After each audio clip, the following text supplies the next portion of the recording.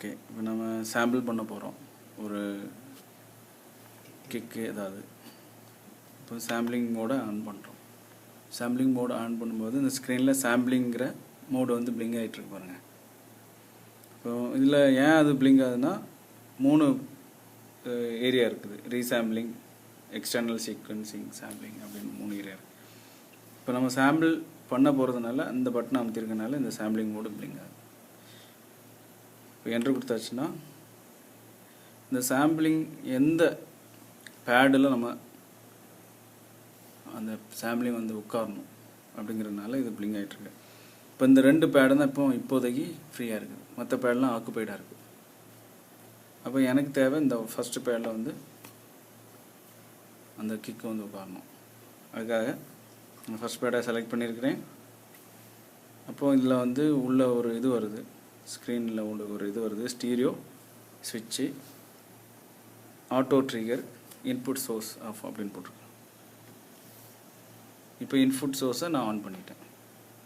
அப்படின்னா இந்த பேடில் இருந்து அடிக்கிறத அந்த டோன் வந்து இங்கே உள்ள இன்புட் இங்கே வரும். அதுக்கப்புறம் ஸ்டார்ட் கொடுத்தாச்சுன்னா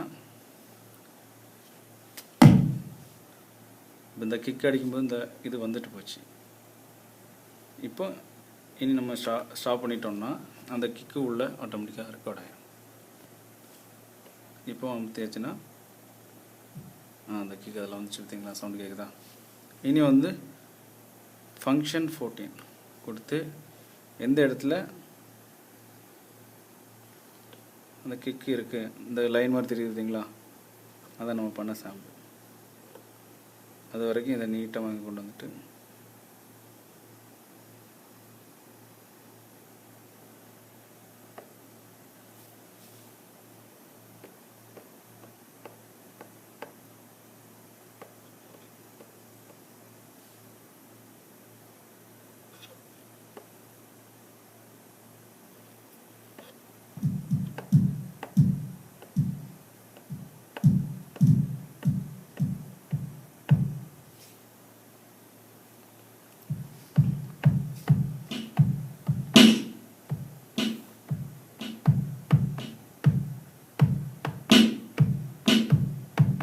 இப்போ இந்த கிக்கு டோன் இங்கே உள்ள வந்துட்டு பார்த்தீங்களா, கொஞ்சம் அட்ஜஸ்ட் பண்ணிக்கணும்.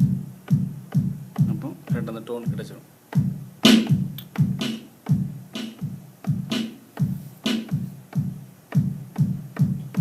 அவ்வளோதான், சாம்பிளிங் முடிஞ்சு.